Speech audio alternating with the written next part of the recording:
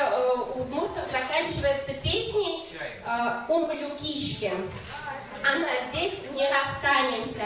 Здесь очень интересные слова. В удмуртской традиции они очень распространены, такие формы, когда, например, человек заболевает, то мы ставим условие, что вот тебя болезнь одолеет только тогда, когда, и задаем какое-то невообразимое, неосуществимое. Вот, например, в этой песне мы расстанемся, если только лист утонет. То есть мы расстанемся только в том случае, если лист пойдет ко дну, что в принципе по законам природы не случится. Или мы расстанемся, если только камень всплывет над водой.